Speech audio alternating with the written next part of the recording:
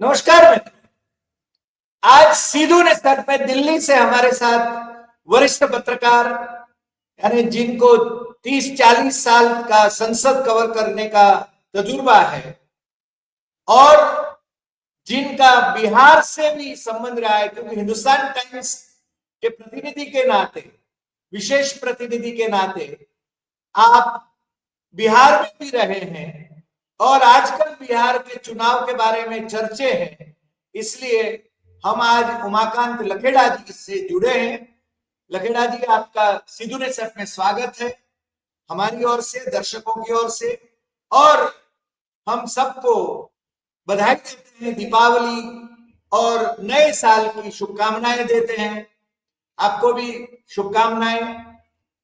बहुत धन्यवाद। आज जो बात करना है लखेड़ा जी वो ये है कि बिहार में आजकल दोनों जो मोर्चे हैं, सत्तारूढ़ जो एनडीए है और जो सत्ताकांक्षी महागठबंधन है, दोनों में तू मैं हो रही है जी और टिकट बंटवारे के बारे में भी गड़बड़ियां हो रही है, आरोप प्रत्यारोप हो रहे हैं। और दूसरी बात कि झारखंड जो कि कभी बिहार का हिस्सा हुआ करता था, आप जब बिहार कवर कर रहे थे तो झारखंड बिहार का हिस्सा ही होगा। जी और बिहार में हेमंत सोरेन की सरकार है, झारखंड मुक्ति मोर्चा, कांग्रेस और जी जी लेफ्ट पार्टी और आरजेडी जी की जी सरकार है वहां पर। मगर जी यहां पर बिहार में जे जी सीटों पर अलग लड़ेगा, ऐसा भी घोषित किया है। हेमंत सोरेन ने खुद घोषित किया है और हेमंत सोरेन जो कि मुख्यमंत्री है वो अपने दोस्त राहुल गांधी के खिलाफ प्रचार करने के लिए 6 सीट पर प्रचार करने के लिए आएंगे। अब टिकट बंटवारे में भी लेन देन का मामला बहुत चर्चे में है। वास्तव में हम तो आप चूंकि बिहार को रग रग से जानते हैं, वहां पर एक मुकेश सहनी, आपने अच्छा जी कहा, मैं सहनी कहता था, वो पंजाबी होते हैं, ये तो मछुआरे हैं। और वो दावा ये कर रहे हैं, कभी कभी महागठबंधन छोड़ देने का तैयारी में थे, वो अभी दावा कर रहे हैं कि महागठबंधन 175 प्लस सीट से जीतेगा। यानी 223 में से 175 का उनका आकलन है।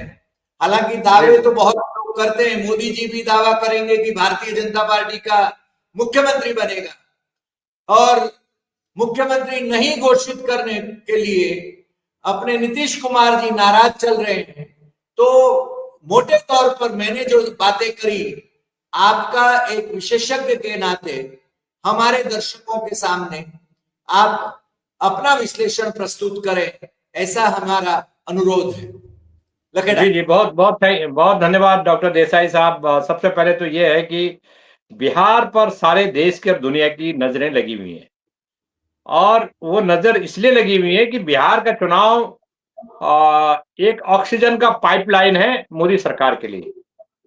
अगर वहां वहां कोई भी पाइपलाइन की जो ऑक्सीजन सप्लाई लाइन अगर बंद होती है तो मोदी जी और उनकी सरकार की ऑक्सीजन बंद हो जाएगी।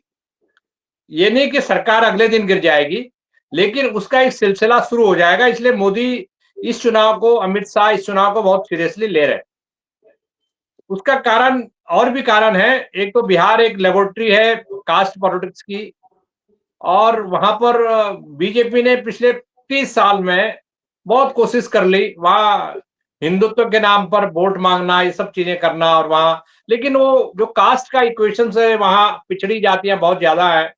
जो हिंदू भारतीय जनता पार्टी का जो हिंदुत्व का एजेंडा है, सांप्रदायिकता का जो एजेंडा है, उससे वो अपने को बहुत ज्यादा इन्वॉल्व नहीं होते हैं कि उनके लिए कास्ट जो सिस्टम है, उस कास्ट सिस्टम की जो जिसको कहते हैं कि डोमिनेंस है, वो ज्यादा उनके चेहरे पर, उनके दिमाग पर, उनके लाइफ में हावी रहती है। और वो कास्ट तो एक सच्चाई है। हम कितनी भी ऐसी जाति विहीन समाज की बात करें तो एक सीमा तक तो चल जाएगा एक ड्राइंग रूम पॉलिटिक्स के लिए, लेकिन असली ये है कि कास्ट एक सच्चाई है।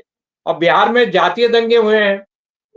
अपर कास्ट रणवीर सेना होती थी, जो अपर कास्ट की एक सेना होती थी, और उसके बाद लोअर कास्ट की अलग सेना होती थी।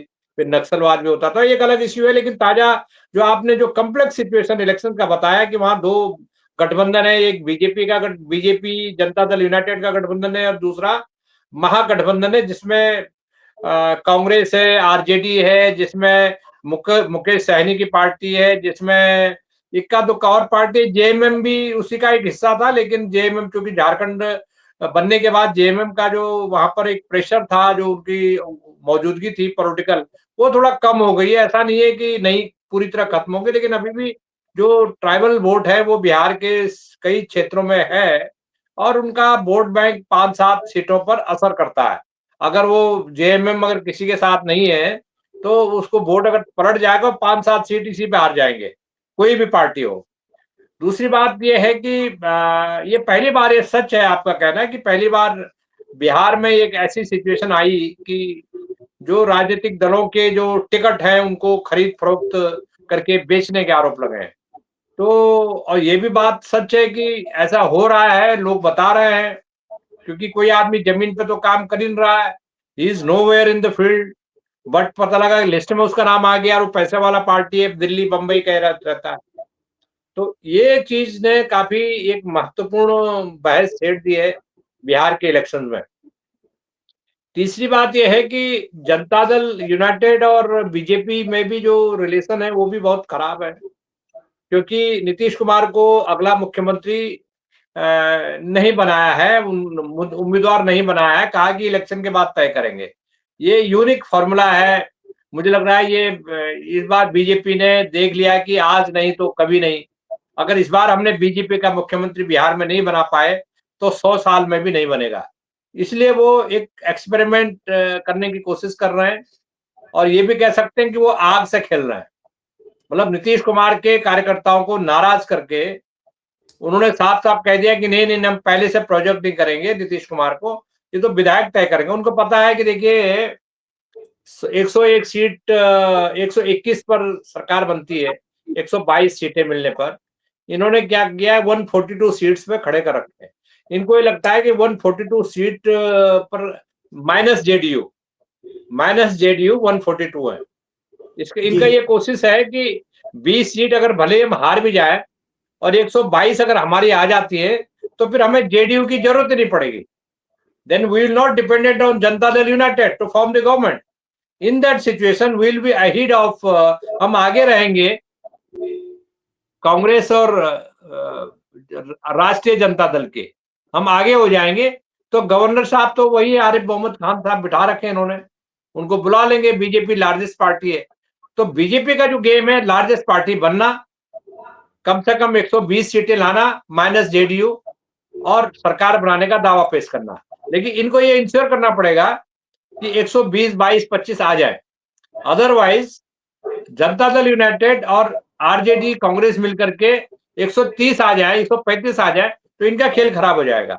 तो ये कोशिश करेंगे कि अपना बहुमत जुटा लें इसी तरह। उसके बाद ओथ हो जाएगी, उसके बाद ईडी सीबीआई लगा करके लोगों को डराएंगे, धमकाएंगे और अपनी सरकार बना लेंगे।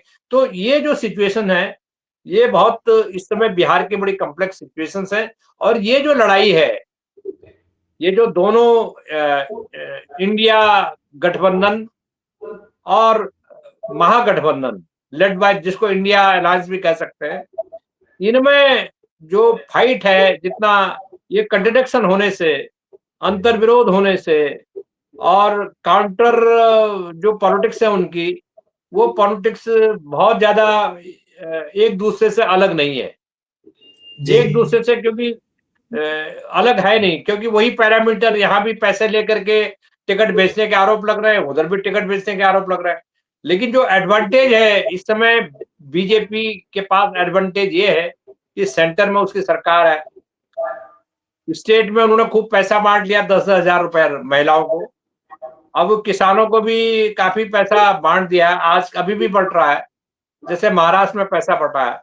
तो वो उन्होंने जानबूझ के रोका हुआ था। 10,000 लोगों के मैसेज आ रहे हैं कि हमको 10,000 रुपए मिल गया। तो ये जो सिचुएशन है, ये सिचुएशन कांटे की टक्कर की तरफ बढ़ रहा है, ऐसा मेरा मानना है। जी जी जैसे कि महागठबंधन का चीफ मिनिस्टरियल कैंडिडेट यदि सोचें तो माने न माने, भले ही राहुल गांधी खुले तौर पर नहीं बोलते हैं, मगर तेजस्वी यादव एक चेहरा तो है।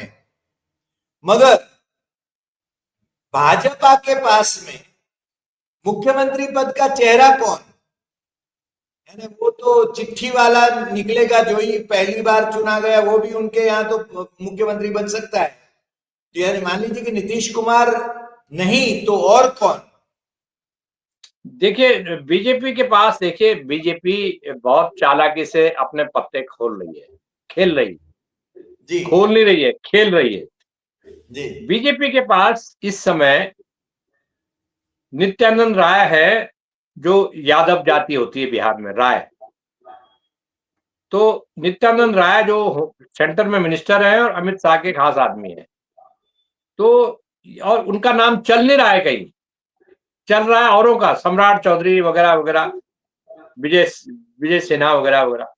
लेकिन ऐसा सिचुएशन खड़ी हो सकती है कि नित्यानंद राय को, क्योंकि वो यादव है और इनको यादव को कैप्चर करना बिहार के, तो ये, और यादव चूंकि एक एग्रेसिव कम्युनिटी है, मतलब अगड़ी पिछड़ी जातियों में, मतलब पिछड़ी जाति है लेकिन उनके पास काफी प्रोस्पेरिटी आ गई है, तो ये यादव कम्युनिटी को कैप्चर करने की कोशिश करेंगे, ये तय है।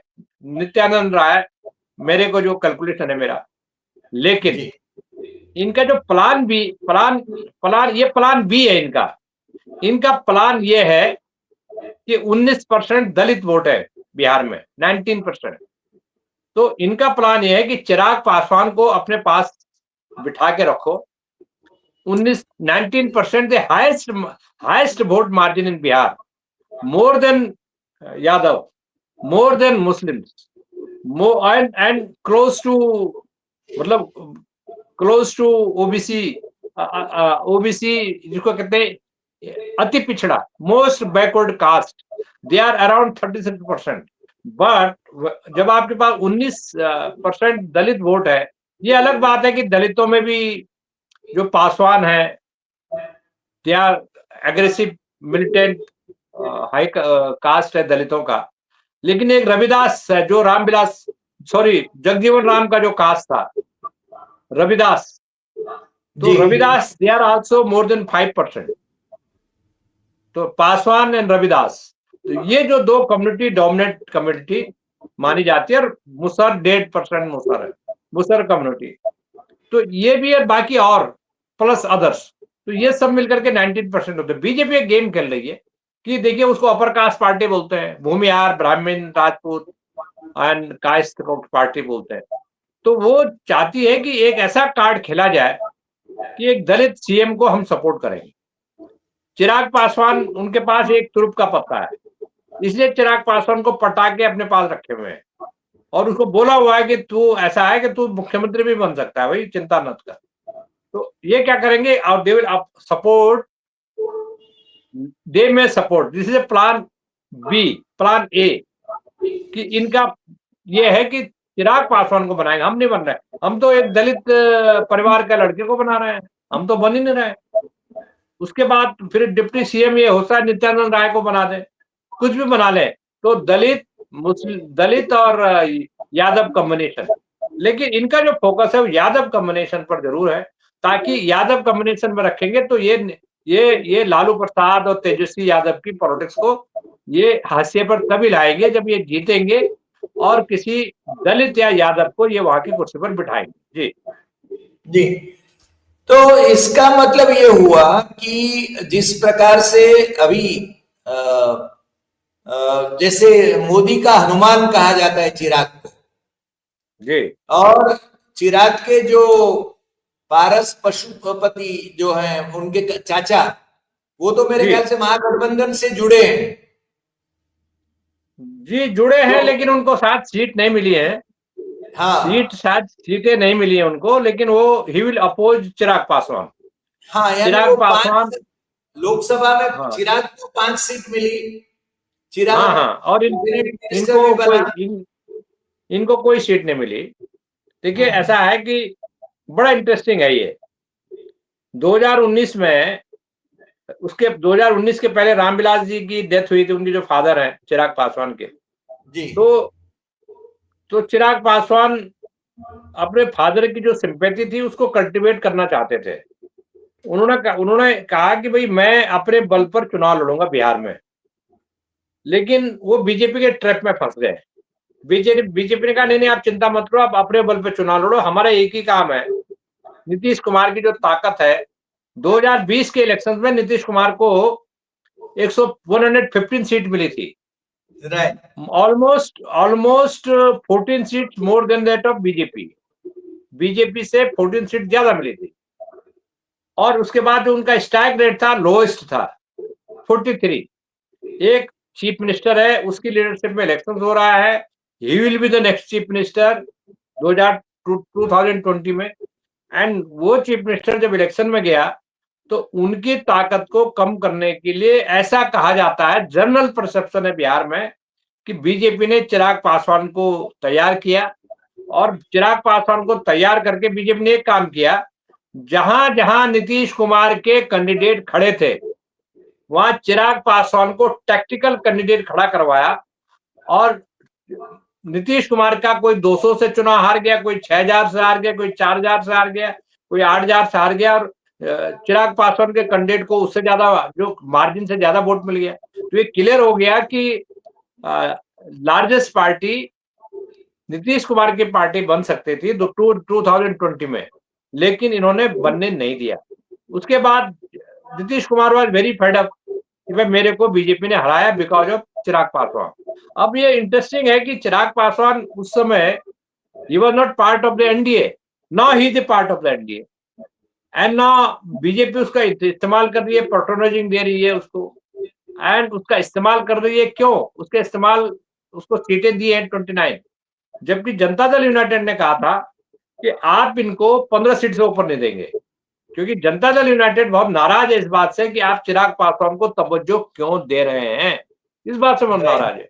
राइट। ऐसी सिचुएशन में ये जो महा एनडीए का जो गठबंधन है, इस गठबंधन में इतना झगड़ा चल रहा है, इतना झगड़ा चल रहा है कि आप कल्पना नहीं कर सकते जो मेरी बातें होती लोगों से।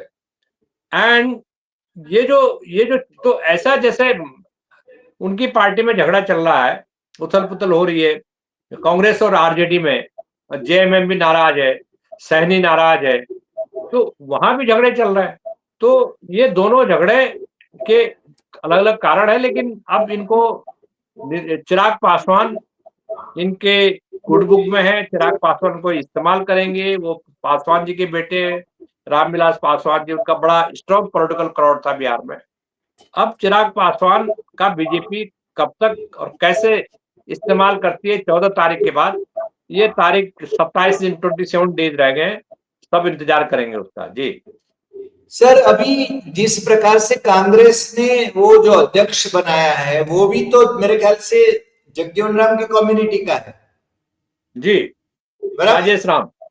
हाँ, राजेश राजेश राम। राम। उसका प्रभाव कितना वहां पर पड़ रहा है? देखिए राजेश राम 4-5 बार का एमएलए है, 4 टाइम एमएलए है। He is a nice fellow, gentleman है, कोई स्कैंडल का आरोप नहीं है।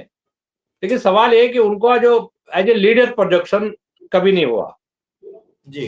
एज ए लीडर एक तो आप एमएलए बन जाते हैं 5 बार 6 बार, लेकिन आपको लोग लीडर नहीं मानते।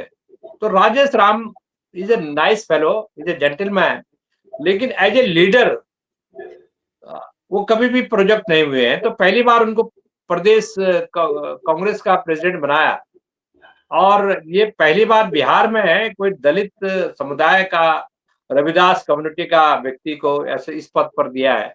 तो ये टाइम लगेगा। अभी ये कहा नहीं जा सकता कि क्या वो रविदास जो वोट बैंक है, उस रविदास वोट बैंक के बाहर भी वो वोट खींचेंगे, इसका भी देखना पड़ेगा कि वो अपनी कम्युनिटी का कितना वोट खींचते हैं।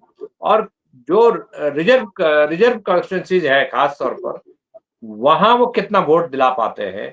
और रविदास कम्युनिटी जो है, जो बिहार के दर्जनों, कई दर्जन जिलों में रविदास कम्युनिटी है बिहार के, तो क्या रविदास कम्युनिटी क्या कांग्रेस के साथ एकजुटता से आएगी?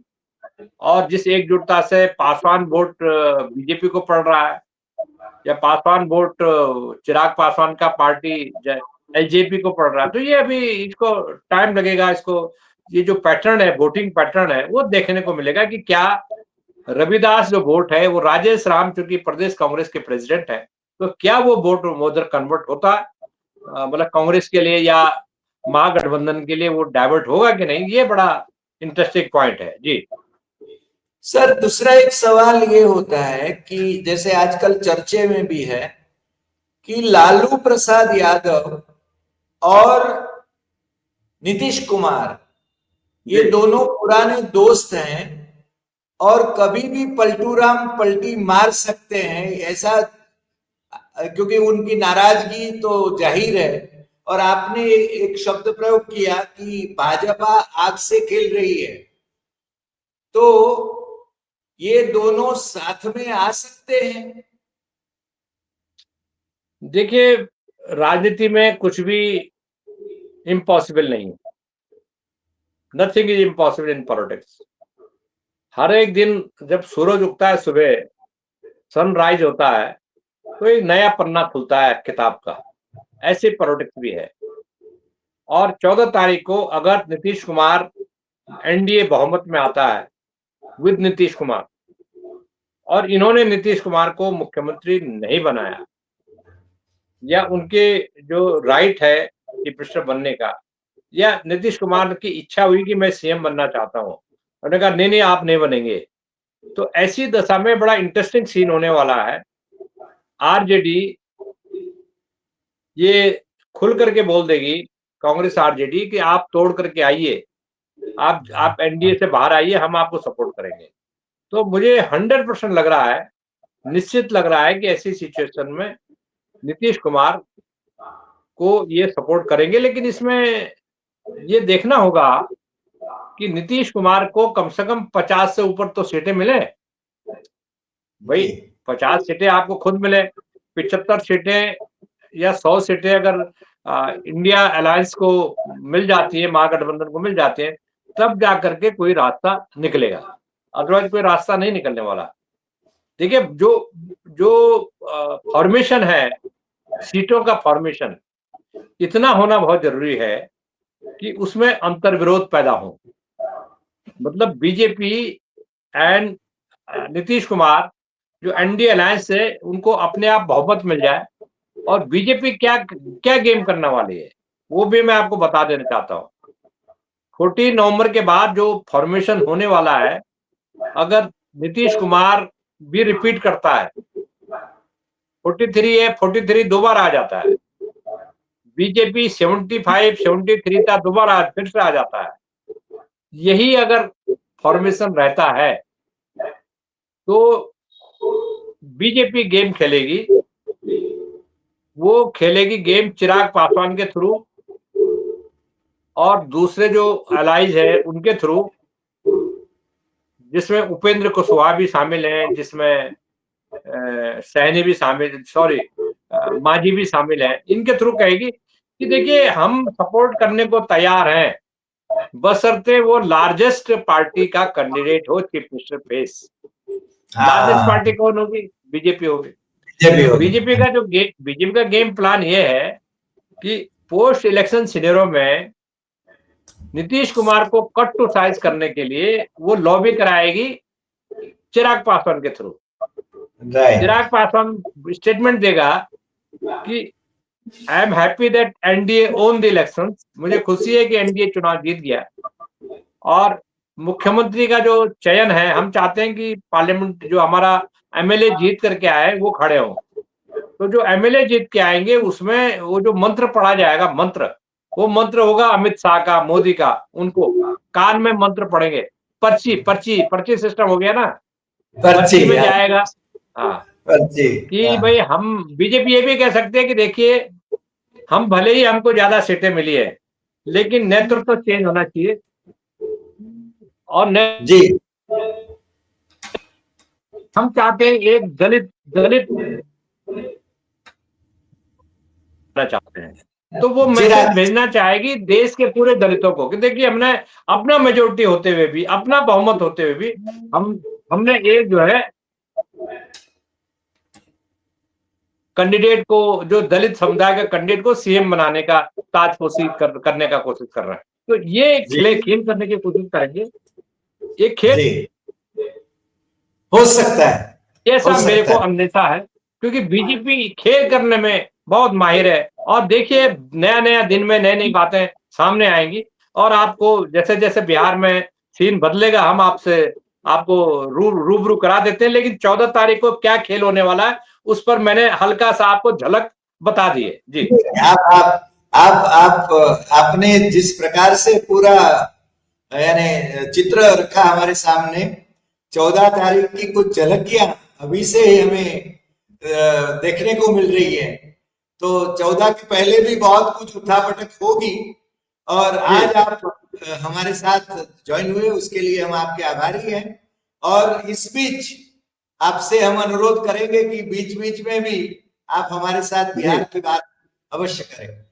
नमस्कार। ज़रूर। जी, हाँ बहुत धन्यवाद। नमस्कार। जी। Thank you.